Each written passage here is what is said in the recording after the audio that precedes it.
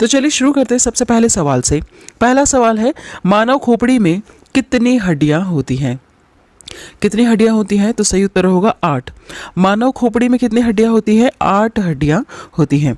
अगला सवाल देखिएगा, अगला सवाल है, मनुष्य का हृदय कितनी बार धड़कता है? काफी सिंपल सा सवाल है। सही उत्तर क्या होगा इसका? 72 टाइम्स धड़कता है 1 मिनट में। ठीक है, 1 मिनट में कितनी बार धड़केगा? 72 बार धड़केगा।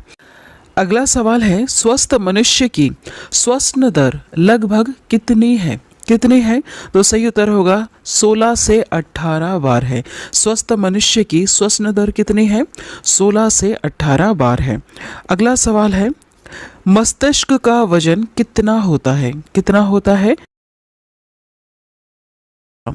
1350 से लेकर 1400 ग्राम इतना मस्तिष्क का वजन होता है। ठीक है, मनुष्य की बात कर रहे हैं हम, कितना वजन होता है? तो 1350 से लेकर 1400 ग्राम तक वजन होता है।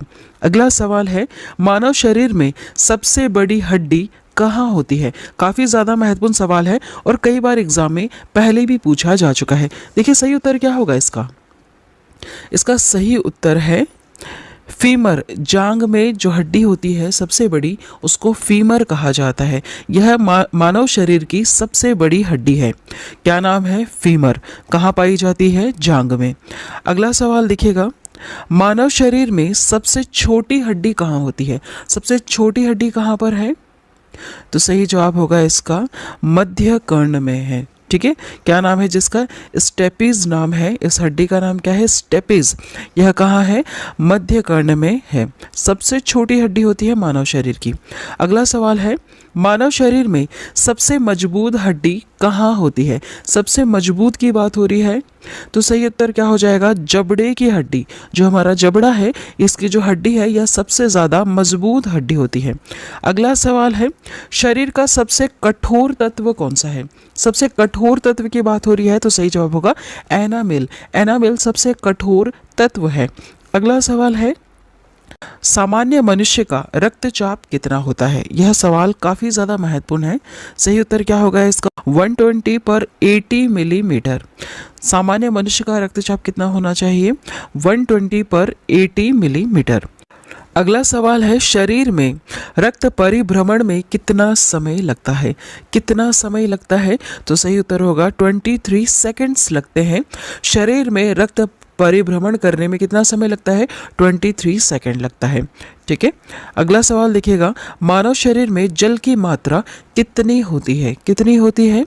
तो सही उत्तर होगा इसका 65 से लेकर 80% मानव शरीर में जल की मात्रा होती है। याद रखिएगा, यह सवाल भी कई बार एग्जाम में पूछा जा चुका है कि मानव शरीर में जल की मात्रा कितनी होती है? कितनी होती है? सही उत्तर हो जाएगा 65 से लेकर 80% तक होती है।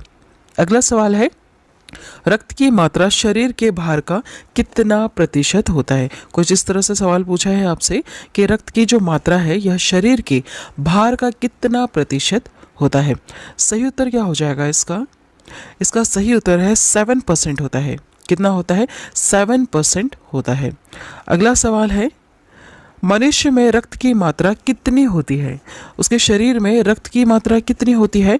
तो 5 से लेकर 6 लीटर तक होती है। ठीक। अगला सवाल है, मानव रक्त क्षारीय का पीएच मान कितना होता है? कितना होता है? याद रखिएगा, सही उत्तर है इसका 7.4 पीएच मान होता है। मानव रक्त का पीएच मान कितना है? 7.4 है।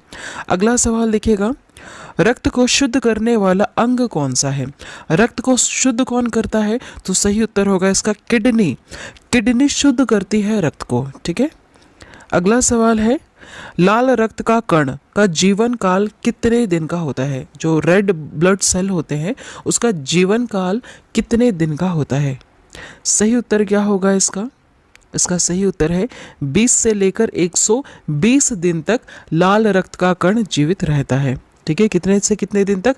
20 से लेकर 120 दिन तक लाल रक्त का कण जीवित रहता है। ठीक है, इसका जीवन काल कितना है? 20 से लेकर 120 दिन। याद रखिएगा, महत्वपूर्ण सवाल है।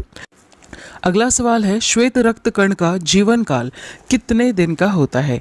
वाइट ब्लड सेल जो होते हैं, इसका जीवन काल कितने दिन का होता है? तो 2 से लेकर 4 दिन का होता है।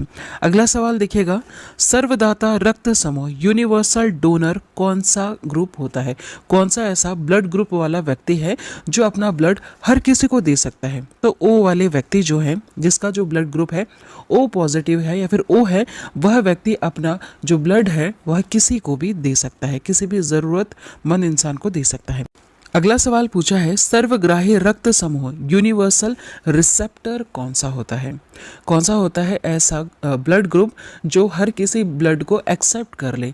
ऐसा व्यक्ति जिसका ब्लड ग्रुप अगर ए बी है तो वह व्यक्ति किसी भी ब्लड को ग्रुप वाले व्यक्ति का ब्लड अपने में एक्सेप्ट कर सकता है। मतलब अगर उसको कोई प्रॉब्लम हो गई, एक्सीडेंट वगैरह हो गया, ए बी वाले ब्लड ग्रुप व्यक्ति को उसको ब्लड की ज़रूरत है, तो ज़रूरी नहीं है सिर्फ उसको ए बी दोगे तभी चलेगा, उसे आप कोई सा भी ब्लड दे सकते हैं जीवित रखने के लिए।